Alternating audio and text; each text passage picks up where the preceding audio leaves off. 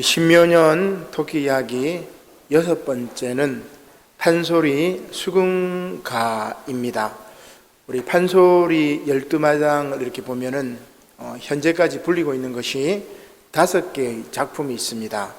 춘향가, 심청가, 흥부가, 적벽가, 수궁가인데, 수궁가는 토끼전이라는 소설로도 잘 알려져 있는 것이죠. 그 내용은 이렇습니다. 어느 날 북해 용왕이 우연히 병을 얻게 됩니다. 그래서 병을 낫게 해줄 약을 백방으로 찾았지만 효염이 있는 약은 어느 곳에도 없었고, 용왕의 병세는 날이 갈수록 심해지기만 했습니다. 그러던 어느 날 홀련히 한 도사가 나타나 용왕의 병에는 토끼의 간이 특효약임을 알려주게 됩니다. 그래서 용왕은 육지로 나가 토끼를 잡아올 신하를 찾게 되는데, 그때 별주부, 자라라고 할 수 있는데, 이 별주부가 앞으로 나서며 자기가 토끼를 잡아올 것임을 아뢰자 용왕은 크게 기뻐하며 그의 충성심을 칭찬하게 됩니다. 육지에 올라온 별주부는 토끼를 만나서 아름다운 용궁의 경치와 풍성한 먹거리를 자랑하기도 하고, 육지에서 살다가는 언제 어떻게 죽을지도 모른다고 협박을 하면서 자기와 함께 용궁으로 가자고 꼬드기고 있습니다. 결국 토끼는 별주부의 꼬임에 넘어가 용궁으로 가기로 마음을 먹게 되죠. 그러나 지혜로운 토끼는 용궁문을 지나면서 용궁문을 지키는 병사에게 용궁의 사정을 이렇게 물어봅니다. 평생 물속에만 살아왔기 때문에 토끼의 생김새를 몰랐던 그 병사가 이렇게 이야기합니다. 용왕이 병에 걸렸는데 토끼의 간을 먹어야 나을 수 있다, 이렇게 말을 전해줍니다. 이 말을 들은 토끼는 야, 죽었구나, 이제 어떻게든 살아서 육지로 돌아갈 방법을 강구를 하게 되는 거죠. 마침내 별주부와 함께 용왕 앞으로 불려나간 토끼는 이렇게 얘기합니다. 용왕님, 제가 간을 육지에 말리려고 널어놓고 왔습니다. 다시 육지로 돌려보내주시면 저의 간도 가져오고 또 소나무에 걸려있는 다른 토끼들의 간도 제가 다 가지고 오겠습니다. 그렇게 이야기를 합니다. 별주부는 이 말을 믿지 않았습니다. 그러나 용왕은 토끼의 말을 믿고 성대한 잔치를 열어준 이후에 육지로 이렇게 다시 돌려보내게 되죠. 결국 토끼는 용궁 구경도 하고 맛있는 것도 실컷 먹은 후에 육지로 돌아오게 됩니다. 별주부보다 더 지혜로웠던 토끼는 꾀를 발휘해서 용왕을 속이고 살아서 용궁을 나서게 된 것입니다. 자, 이게 우리가 잘 아는 내용인데, 이 토끼전은 서민의식을 바탕으로 해악과 풍자를 동화적인 이야기로 그려냈기 때문에 많은 이들의 사랑을 받았습니다. 특히 이 작가는 이 이야기를 통해서 권력층, 지배층에 저항하는 민중의 모습을 담아내고자 했습니다. 사실 이제 토끼전이 쓰여진 그 시기는, 소설로 쓰여진 시기는 언제냐면 17, 18세기 조선 시대입니다. 이 당시 조선 시대는 어떤 상황이었냐면은 몇몇 가문이 정권을 잡아서 권력을 유지하지요. 김씨 가문, 권씨 가문, 이렇게 이제 가문들이 있단 말이에요. 그러나 이들은 무능함과 부패함으로 나라가 망해져가는 시기입니다. 조선 후기 그렇게 해서 이제 우리가 나라가 망하게 되는 거죠. 힘없는 농민, 약한 서민들을 착취하는 이 지배층과 뇌물로 관직을 얻고 돈으로 양반 신분을 사고 파는 상인들이 조선 후기 그 사회에 막 들끓었습니다. 이러한 혼란한 사회 속에서 저항의식을 표현할 방법을 찾던 서민들은 우화소설, 판소리 등을 통해 가지고 이제 그 저항의식을 표현하는 거죠. 이게 민중의 지혜입니다. 그 중에서도 토끼전은 사람들에게 통쾌함을 이렇게 안겨줍니다. 조금 더 내용을 살펴보도록 하겠습니다. 토끼전에 보면은 대표적인 등장인물이 한 3명 정도 나오죠. 용왕, 자라, 토끼. 핵심 인물로 등장을 하게 됩니다. 용왕은 밤낮 안 가리고 잔치를 열다가 병을 얻게 됩니다. 병을 낫게 할 방법을 찾지 못해서 토끼를 죽여 토끼의 간을 얻으려고 하는 아주 한심한 인물, 아주 악한 인물이 바로 용왕입니다. 이런 묘사는 자신의 이익을 위해서 서민을 착취하는 지배층과도 연결되는 부분입니다. 자라는 또 누구입니까? 별주부는 누구입니까? 토끼의 간을 구하기 위해서 육지로 나가 토끼를 데려오는 인물입니다. 우직한 성정을 지녔지만 토끼의 꾀에 넘어갈 만큼 어리석은 모습으로 그려져 있는 것입니다. 지배계층에 충성하는 신하의 모습을 자라를 통해서 잘 표현해 줍니다. 요새 핵간 얘기를 하는데 그런 인물들이겠죠. 또한 토끼는 자라의 손에 이끌려간 영궁에서 위기를 겪는 인물입니다. 서민들을 뜻합니다. 서민들. 그러나 지혜를 발휘해 위기를 헤쳐나가게 되죠. 그래서 이 이야기는 이러한 모습을 통해서 권력자와 맞서는 민중을 표현한 이야기고, 이게 판소리를 들리면서 조선 후기 시대에 그 민중들의 한을 막 풀어줬던 겁니다. 흥부가도 마찬가지입니다. 심청가도 마찬가지, 적벽과 마찬가지. 이런 판소리에 담긴 것들이 우리 민족의 애환이고 바로 이게 성서의 전통하고 잘 연결된다고 할 수 있습니다. 토끼전에 등장하는 이 배경도 한번 볼까요? 크게 두 가지 배경으로 나눌 수가 있습니다. 하나는 용왕과 용왕의 대신들이 머무는 바다, 그죠? 그 다음에 또 하나는 토끼와 각종 짐승이 사는 산으로 이렇게 나눠집니다. 바다와 산으로 나눠지죠. 바다라는 공간은 부패한 권력자가 자기 이익을 위해서 서민을 착취하는 공간을 상징하고, 짐승들과 토끼가 사는 산은 그 당시 백성들의 삶의 공간을 잘 드러내주고 있습니다.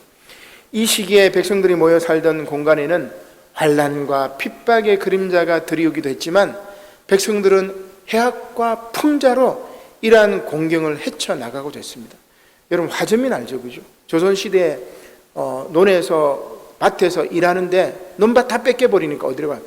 산으로 가서 화전민으로 밭을 일궜는데 그 산까지 뺏어가 버리니까 나중에 뭡니까? 산적이 되고 도적이 되는 거죠. 이렇게 민중들이 고통을 받고 있을 때 판소리, 이런 토끼전을 통해 가지고 수군가를 통해 가지고 그 한을 표출했던 것입니다. 특히 토끼가 용왕님, 제가 간을 육지에 널고 왔습니다. 이렇게 번뜩이는 지혜를 발휘해서 용궁에서 빠져나올 때는 그 판소리를 든 사람들이 막 박수를 치는 겁니다.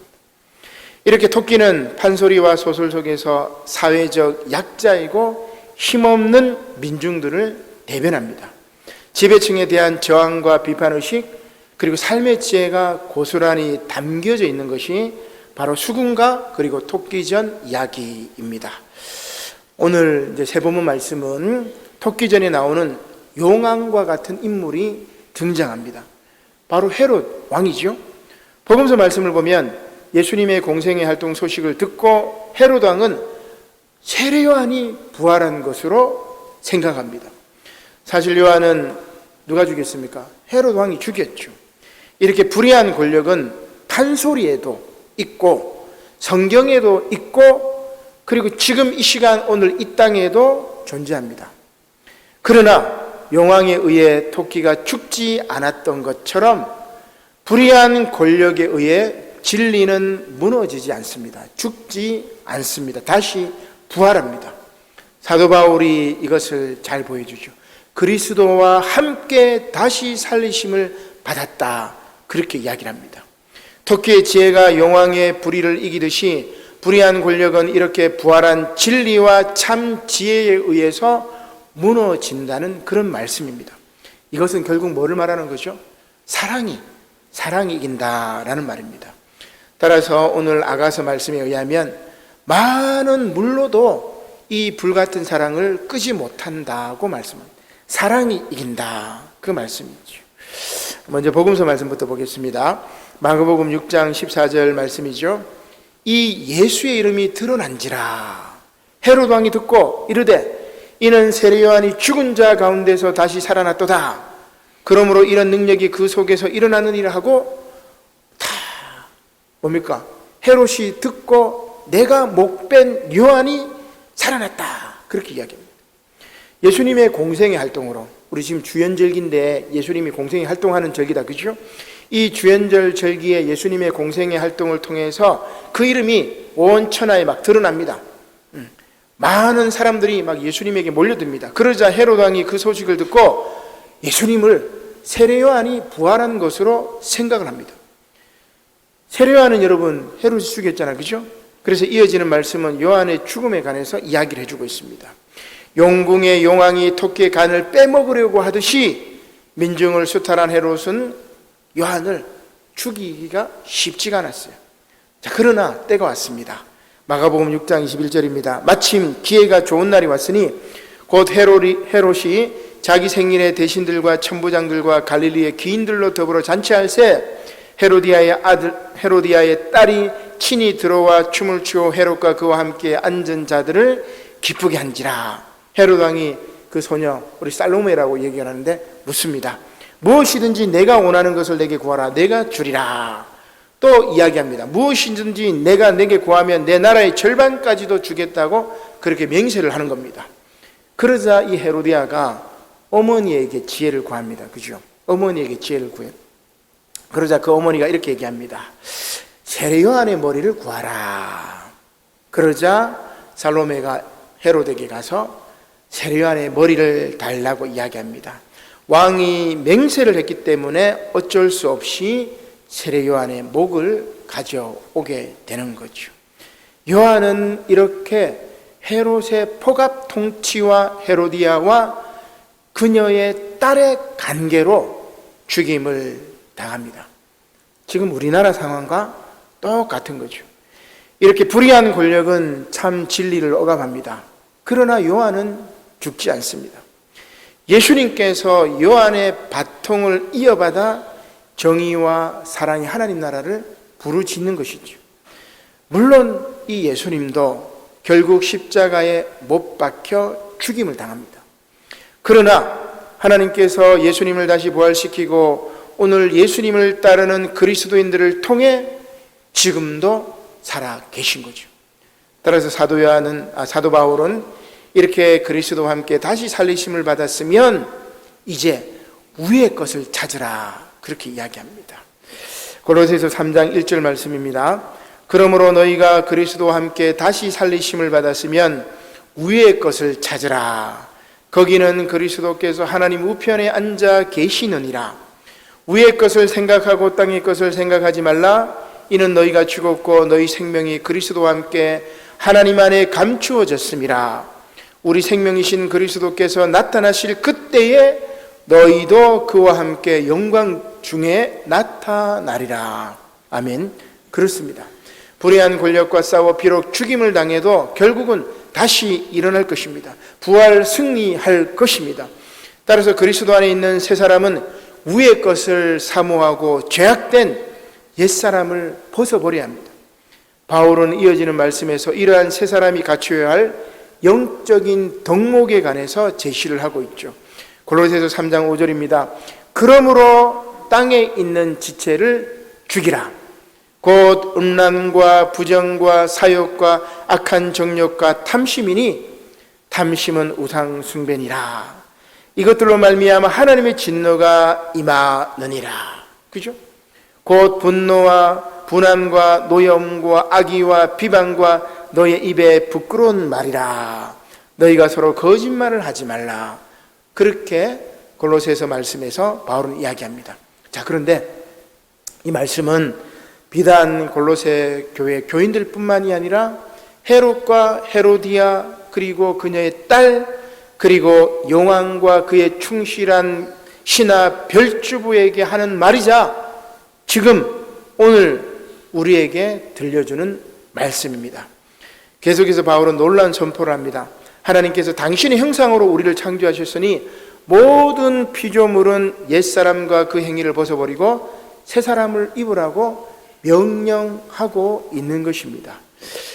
우리 골로새서 3장 9절 하반절부터 보면은 이렇게 바울이 이야기하죠. 옛사람과 그 행위를 벗어버리고 새 사람을 입었으니 이는 자기를 창조하신 이의 형상을 따라 지식에까지 새롭게 하심을 입은 자니라. 거기에는 헬라인이나 유대인이나 할레파나 무할레파나 야만인이나 수구디안인이나 종이나 자유인이 차별이 있을 수 없나니 오직 그리스도는 만유시요 만유 안에 계시느니라. 그렇게 이야기합니다. 자, 이렇게 만유이시자 만유 안에 계신 그리스도는 모든 사람이 구원받기를 원하시는 거죠. 헤롯은 물론 저 바다 용왕과 별주부까지 다시 하나님의 형상을 회복하기를 바라는 겁니다. 참 이것이 하나님의 대단한 위대한 사랑인 것 같아요. 왜냐하면 하나님은 사랑이시기 때문에. 그 사랑은 죽음같이 강하고 그 사랑의 질투는 소울같이 잔인하다고 이야기합니다. 그래서 아가서 말씀이 이러한 사랑의 본질을 잘 표현해 주고 있는 것이죠. 우리 아가서 8장 5절로 7절 말씀 한번 같이 읽어보겠습니다. 아가서 8장 5절로 7절 말씀, 구약성경 968쪽입니다. 같이 읽겠습니다. 시작.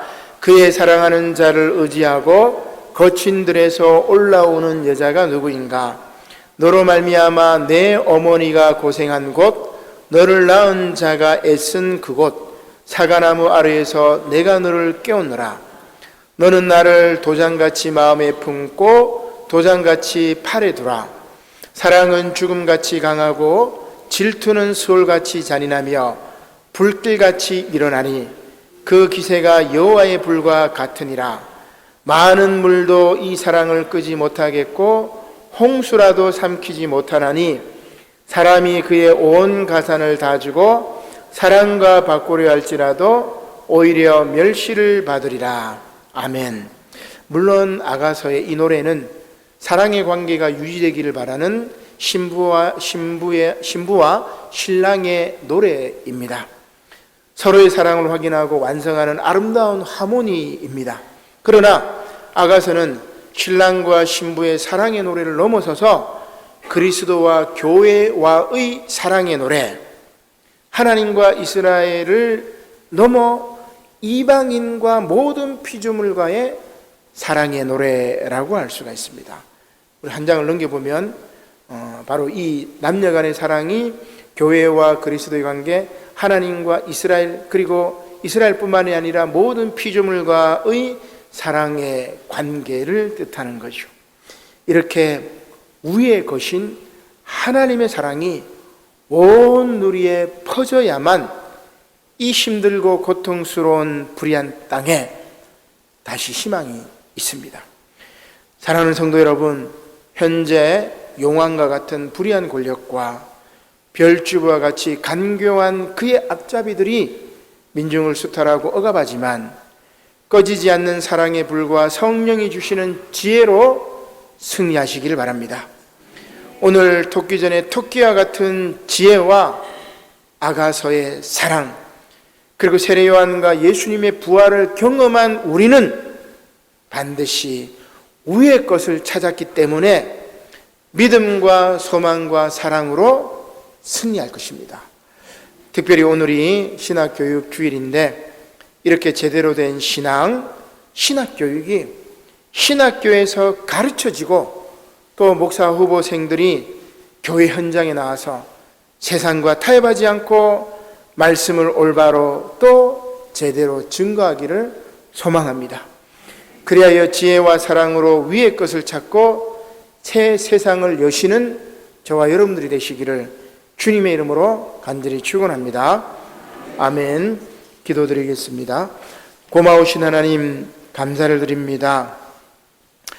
오늘 참으로 귀한 말씀을 통해서 저희들에게 은혜를 허락하시니 감사를 드립니다. 아버지 하나님, 참으로 참다운 지혜와 주님의 그 놀라운 사랑으로 위의 것을 찾고 이 불의한 땅에서 예수 그리스도 이름이 존귀함을 입으며 예수 그리스도 이름을 통해서 이 땅에 사랑과 정의가 구현되게 하시고 예수 그리스도 이름을 통해서 이 땅에 죽음의 권세가 물러가게 하시고 사탄의 권세가 물러가게 하시고 예수의 이름으로 승리하는 놀라운 역사가 임할 수 있도록 축복하여 주시옵소서. 감사를 드리며 예수님의 이름으로 기도드립니다. 아멘.